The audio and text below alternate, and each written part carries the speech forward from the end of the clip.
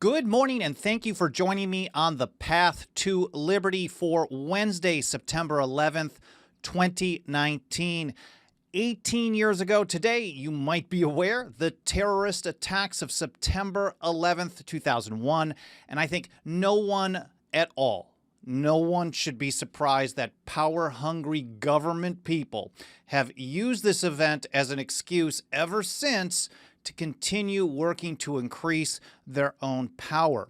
But we were warned that this was going to happen. So today, in this episode, I'm going to cover an article by Jacob Hornberger over at the Future of Freedom Foundation, FFF.org, talking about the attacks of 9/11 as leading to the culmination of a national security state that had been building up for absolutely decades, probably back to World War II and even earlier. But more importantly than that, I have two short pieces from James Madison, the so-called father of the Constitution, and John Dickinson, the so-called penman of the Revolution, warning us that this is exactly what we should have expected all along, because this is what governments do.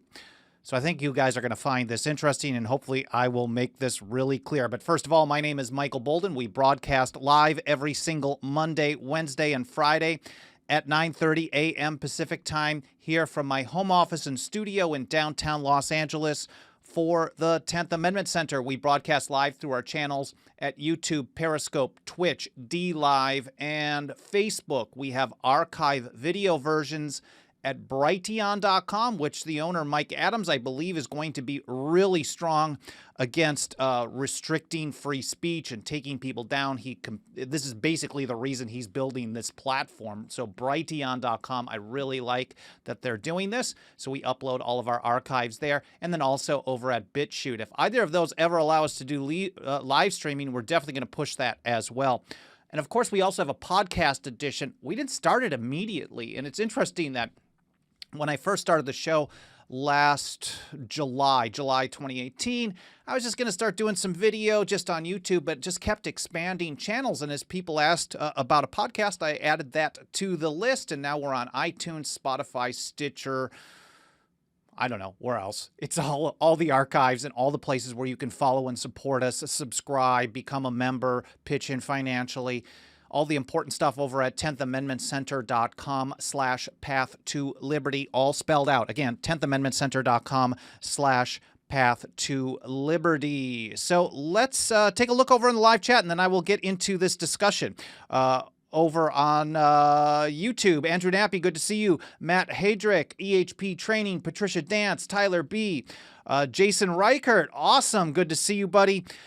Justin Morrison, Michael Runyon, and others. I appreciate everyone spending some time with me today. I'm very grateful that you're interested in hearing what I have to say about this very important culmination of events, is what we're going to get to, I think. But first of all, to start this out. Oh, and a reminder from EHP Training, smash that like button. If you support the show and you want to help us get to more people, all the algorithms of the platforms that you may watch on, they're generally very easily triggered. So when you smash the like button, you leave some comments, whether it's live or in the archives, that tells the algorithm, oh, show this to more people. In fact, someone actually recently left a comment over on YouTube that I thought was awesome. Just leaving a comment for the algorithm. So even if you just prefer to kind of watch in the background or listen in the background, just saying hello, waving, whatever it may be, really helps out. Hi to Dan Reed. I'm going to get you an update. I'll send you a message on the flooding situation, but I was out of my apartment basically for most of the last 10 days. I think we're mostly moved back in, so doing pretty good. Thanks for asking, Dan. I really appreciate that. Anyways, let's get into this today. First of all, to set the foundation, and I should pull this up so you guys watching can see what I'm looking at as well. This letter from James Madison to Thomas Jefferson on May 13, 1798. Now, not that particular date, but that time of that year might resonate with some of you. The Alien Sedition Acts were signed. There's 4 laws that were signed throughout June and July of 1798 by President John Adams, after he was no longer a good guy. I'm going to cite him. And I'm going to keep saying that because John Adams, when he wrote his early writings and work, was just awesome. But he just switched. And I guess that should be a lesson of what happens when people get into places of power. Even the best of the best are tempted by that power and think that they can use it for supposedly good or whatever reason. Who knows? But at that time, this is the ramp up to the passage of the Alien Sedition Acts, and people were running around in fear. There was a lot of debate going back and forth, and Madison and Jefferson, who wrote to each other all the time, Madison was talking about this, and they were concerned about the French, for example, and Jefferson was being attacked by Hamilton as more of a Frenchman than an American. So I should do an episode fully on that at some point. But there was a lot of hysteria going on in relation to foreign relations. And here's what Madison had to say to Jefferson, and I think this will make sense once I actually get to it rather than rambling. He says, "The management of foreign relations appears to be the most susceptible of abuse of all the trusts committed to a government, because they can be concealed or disclosed in such parts and at such times as will best suit particular views."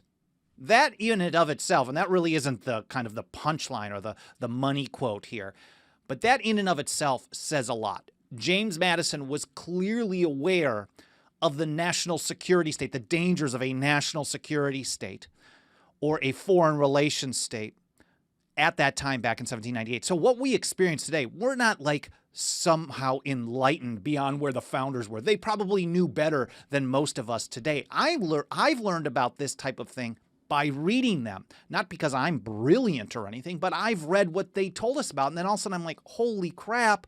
Whoa, 200 years ago, those old dead white guys knew a little something, right? And so that's what Madison had to say. You know, this is the most susceptible to abuse, and it can be used and certain parts of it released or hidden in order to promote a certain view of the central government or whoever's directing those foreign relations. And he says because the body of people are less capable of judging it and are more under the influence of prejudices on that branch of their affairs than of any other. They tend to live in fear, is really what it is, of foreign threats. And that's where Madison is going. And this is the money quote.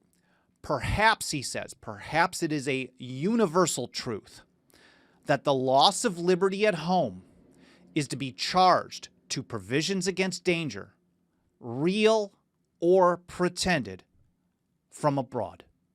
A universal truth. This is not just some like, oh, this is something we see every now and then. If James Madison said something, they spoke in pretty formal language at that point. They were careful with their language far more than I am.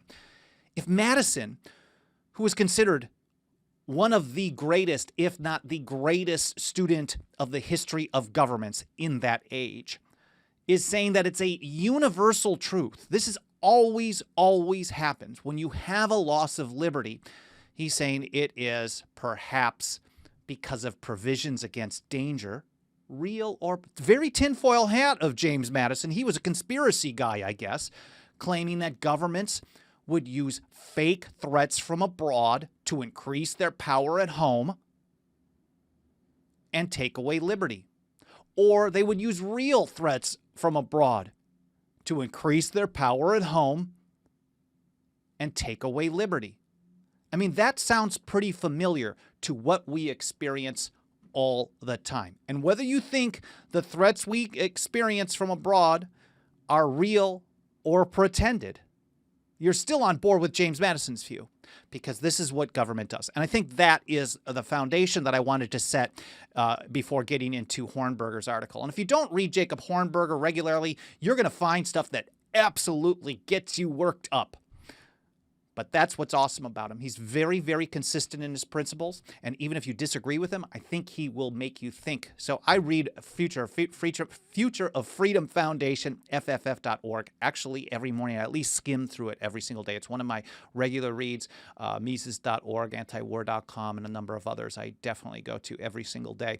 But he talked about this in an article that he wrote yesterday. And of course, I have all these links will go into the show notes. I generally publish those anywhere from a half hour to an hour after the live broadcast ends over at 10thamendmentcenter.com/path-to-liberty. And Jacob's article here is titled 9/11 Solidified the Destruction of Our Freedoms. Solidified. It didn't create. A lot of people talk about how 9/11 was the turning point And that's when everything got bad. But things were already bad, and the foundation was already built for decades before 9/11 happened. And the people who love power certainly took advantage of that. They were probably just, I know many people think that they created it. Other people think that they didn't. To me, one way or the other doesn't matter. Whether they were pushing for something to happen, or whether they were involved in it, or whether they weren't, none of that actually matters. The fact of the matter is that the foundation had already been around, and all they needed was a convenient event or a horrible event. And of course, that's what politicians will do to take more power. And that's how he put it. He said the 9/11 attacks not only killed people, set up all these wars, it also fortified the U.S. government as a national security state, which solidified the destruction of the freedom of the American people. And he clarifies, what is a national security state? Some people call it a deep state, of course. He says it is a type of governmental structure that has an enormous, permanent military intelligence establishment. Exactly what we have here, enormous and permanent. In the case of the United States, that means the Pentagon, the vast military-industrial complex, foreign military bases, the CIA, the NSA. It also means power, enormous power, not only for the overall government, but within the governmental structure itself. So to put things in a context, now, of course, some people say, if you don't like it here, leave, move to Cuba, we were told for many, many years. But just because you point out that the American government is awful, and I would say it's more important for us to talk about the American government because this is where I live. And I'm assuming, at least looking at the statistics for viewers of our show, listeners, like 99.5% of people live in the United States. So we're not really focusing on grading people on a curve. So maybe another country is less bad. There are no good ones out there, at least that I'm aware of. Maybe someone's less bad, but that's not my concern. I want to make things different where I live, in my home city, my home state, and my home country. So, but Hornberger touches on this. He says, put things in a context. Egypt is also a national security, China state, China, Cuba, Russia, and the United States. But it wasn't always this way. And he points out the post-World War II time was really when it ramped up. You could probably go back. I would say 1913 was an incredibly bad year. The war between the states, the so-called Civil War, was, of course, another place. Each of these sections really created the foundation for more and more power. But where it really ramped up, according to Hornberger, got really, really bad, was the post-World War II revolution. And he calls it a revolution. And if you've heard me talk about revolutions, John Adams, back when he was writing in 1818 to his friend Hezekiah Niles, he talked about the history of the American Revolution as not being a specific war, but the revolution was a change in the sentiments, the views of the people. That was a positive one towards more liberty, not a pure ANCAP or libertarian society, but certainly more liberty than was under a centralized king, a military worldwide empire. But this is another revolution that Hornberger talks about, the post-World War II revolution, and this went away from liberty. Most revolutions, I think, in modern times have been for bad causes. He says the revolutionary change occurred after World War II. Although the war against Nazi Germany, he writes, had just ended in victory, U.S. officials told Americans that, unfortunately, they could not rest. That was because they said the U.S. now faced a foe that was arguably more dangerous than Nazi Germany. And I was just thinking as I'm reading this, oh man, right, yeah, the old Uncle Joe, the buddy of FDR, Stalin and the gang, of course, was an incredible, I don't know who was more or less dangerous. These are all mass murderers. Hitler was a horrible mass murderer. So was Stalin. So was Brezhnev. I mean, so of course, this was a dangerous regime here. And Hornberger talks about this. This is the foe was the Soviet Union, which ironically had served as America's partner and ally during the war. U.S. officials maintained that America now faced a vast post-war communist conspiracy to take over the world, including the United States, one that was based in Moscow, Russia. And so this really pushed this thing of going. They had to expand their power and their surveillance state, along with many other things, to defeat this enemy.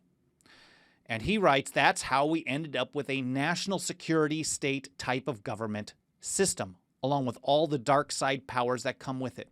Assassinations, kidnapping, torture, regime change, sanctions, embargoes, invasions, wars of aggression, occupation, coups, secret surveillance, indefinite detention, secret prison camps, military tribunals, denial of due process, out-of-control federal spending and debt, and on and on and on. This is not what the founders set up. The founders did not set up a mass security state. They did not set up a mass surveillance state. They did not set up something to have trillions of dollars in debt and foreign bases around the world. They did not want to be engaged with the whole world in a military sense. They just wanted to trade with everybody. So this is totally opposite of the founding system. This is totally opposite of the constitutional system, but people were afraid.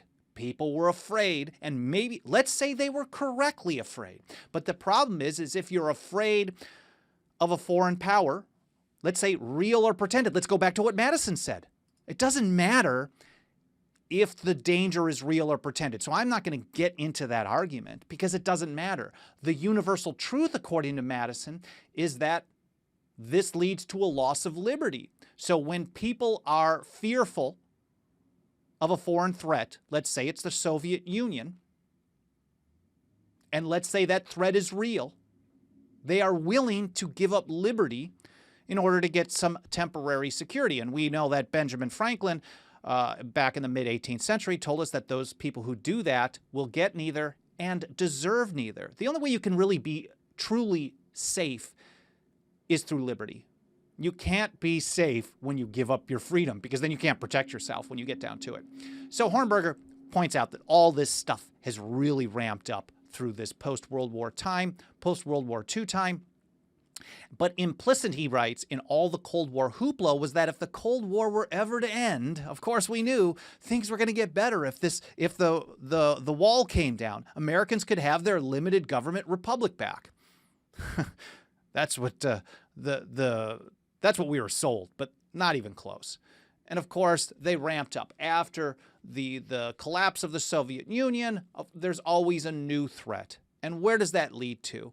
It leads to the 9/11 attacks, which did not happen in isolation. And I'm not going to even entertain anybody who says they just attacked us for our freedoms. You're on the wrong channel if that's really what you think. No, you're on the right channel if you're willing to continue watching. But if you are just here to pop in and say, well, they hate liberty, then you don't know what liberty is. So the 9/11 attacks, he writes, led to the invasions of Afghanistan and Iraq, followed by interventions in Syria, Libya, Yemen, and elsewhere, which necessarily entailed a fortification and strengthening of America's national security state form of governmental structure.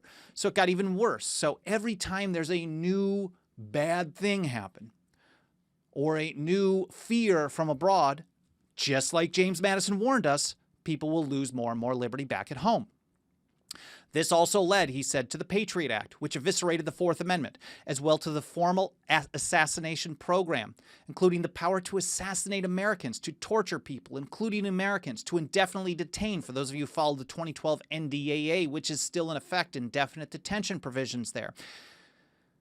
Enemy combatants, and this forever war on terrorism, the TSA, so many things have come out of this. And we just published an article from John Whitehead of the Rutherford Institute this morning. It's pretty long. He's basically going off about the type of government we face today. It is not a friend of liberty, not even close. It is an enemy to it, John Whitehead says. And he basically just sums it up like this. I just wanted to put this one point in there from this article. He says, the American people have been treated like enemy combatants, to be spied on, tracked, scanned, frisked, searched, subjected to all manner of intrusions, intimidated, invaded, raided, manhandled, censored, silenced, shot at, locked up, denied due process, and killed. None of that is in line with the Constitution for the United States.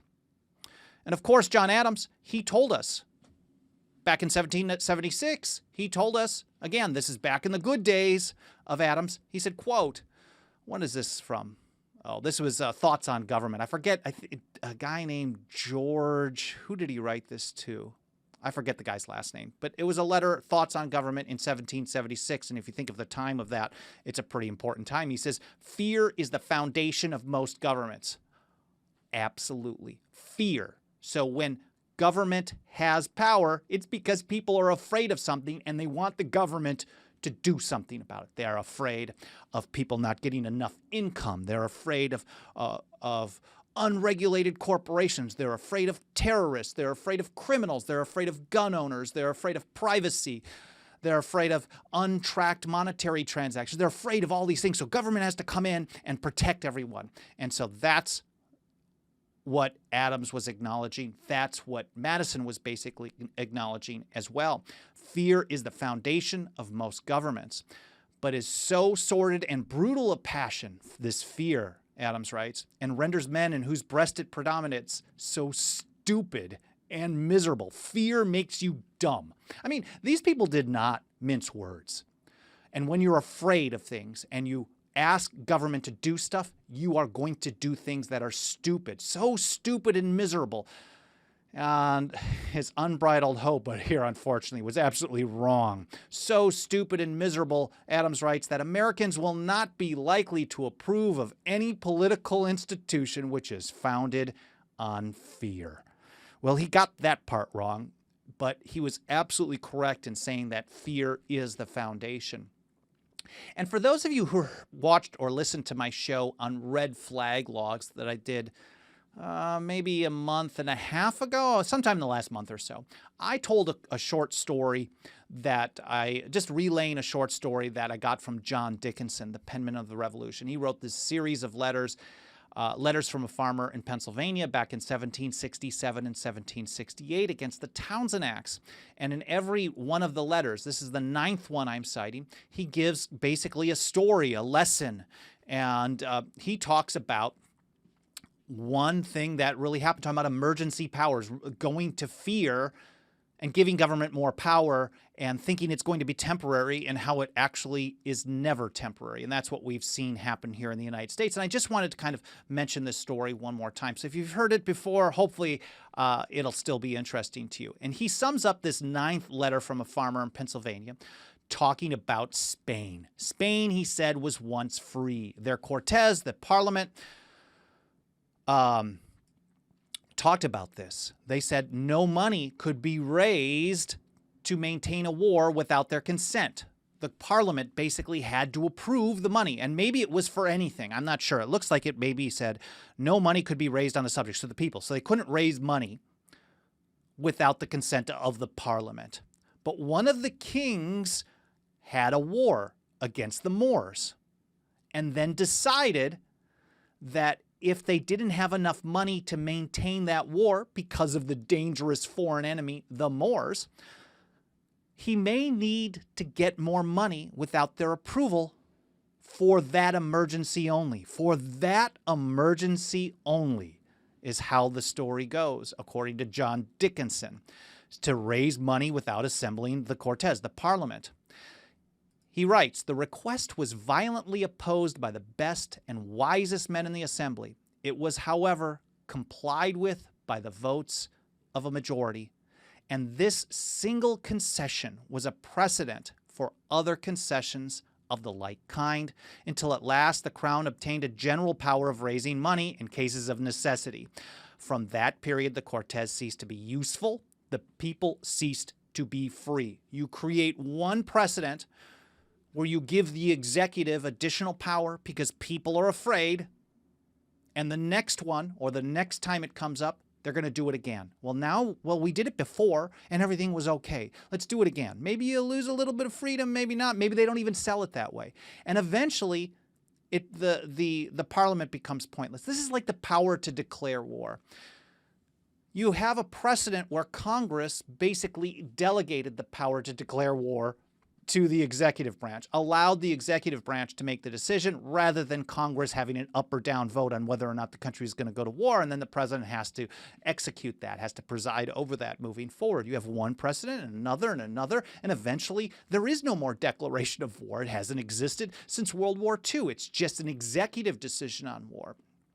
And what does that mean? Congress is useless on this. Congress is useless. Just like the Cortes, from that period, we could say the Congress ceased to be useful and the people cease to be free. So when the executive branch can just do whatever they want, I mean, not that the Congress is just some unwilling slave. They are definitely part of this.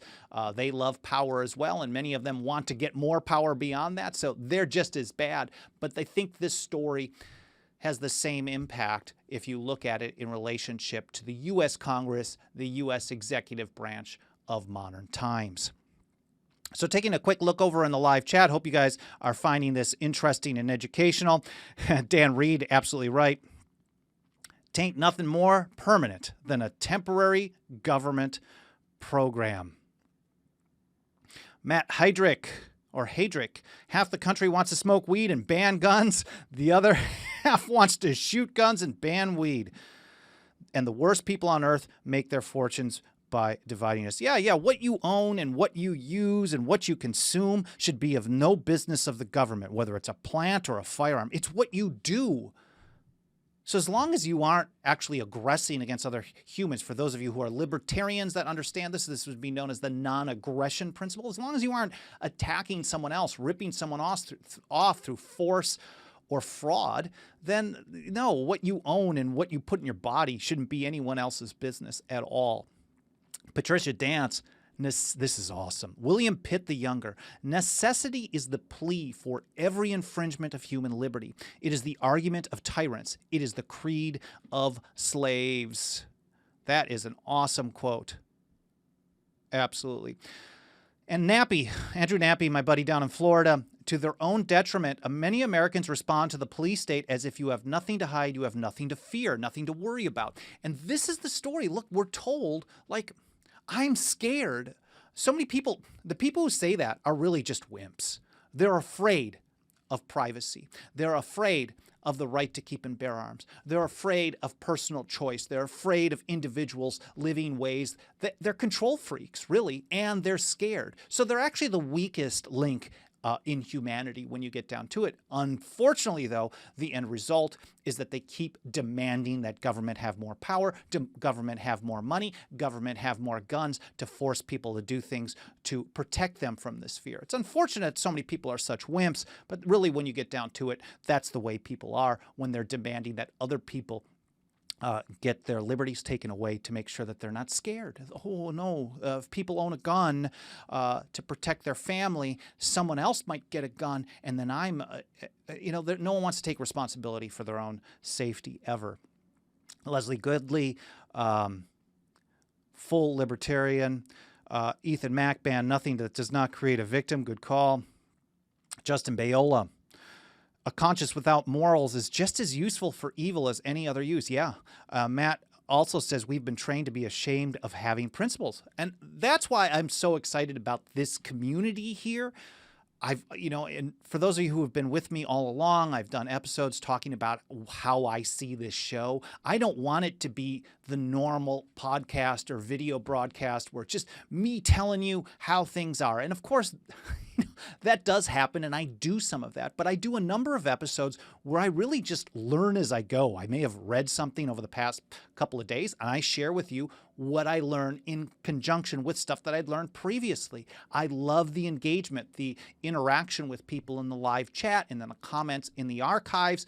To me, this is a community thing. And the more that we speak up and the more that we're confident enough to say, you know what, screw the NSA. Who cares if they're monitoring us? Part of the reason they monitor us is they want us to keep into our shells, to not speak out, to not speak the truth, to not talk about how government really acts as the enemy of liberty and has done so for so long. Lazy viewer, I do not identify as any political affiliation. George Washington said political parties would be the destruction of America. I'm going to cover a little bit of George Washington in the next week or so because we have his great anniversary as well. EHP training. Everyone should see. This is someone who is not afraid of having principles. Everyone should own at least 100 guns and 1 million rounds of ammo. I own 0. I live in Los Angeles. It is very tough, and I'm definitely learning. I'm overdue for a time at the range, but there is someone who is not afraid. of actually speaking their principles. Thank you for saying that. Justin says, great show. Thanks, TAC. I'm rambling at this point. I hope you guys found this interesting. I hope you found it educational. To me, those quotes, that letter, the quote from Madison, the quote from Adams, even though I've mentioned those in the past, the letter from John Dickinson, letter number 9, I think all of these are so incredibly important, especially on such a big day in the human consciousness here in the United States of America. And when you look at it all together, the increase of power, the understanding that we were warned by the founders a couple of centuries ago that this is what governments do. We should know this stuff by now. Oppose a disease at its beginning. That's how Dickinson signed off that letter. He said it in Latin, which I don't know, but he says, oppose a disease at its beginning, because when you turn a blind eye to that disease, like mold, like cancer, it grows. And it grows really fast, and it's really, really destructive. So if you like the show, you support the show, make sure to trigger those algorithms, smash the like, subscribe, get bell notifications, leave some comments live or in the archive. You can email me, team@10thamendmentcenter.com, team@10thamendmentcenter.com. I read them all. I don't get back to everything. And if you do support us, want to support us financially, as little as $2 a month, we make it go a long way. When hundreds and hundreds of people chip in a couple of bucks a month, we can pay the bills and continue to expand and grow. 10thamendmentcenter.com/members. Again, I really appreciate you joining me today. I'm very grateful for you spending some time. I'm grateful for your feedback and all of that. I can't say it enough. I'll see you on Friday morning and all next week for more episodes of The Path to Liberty. Thanks again. Have a great day.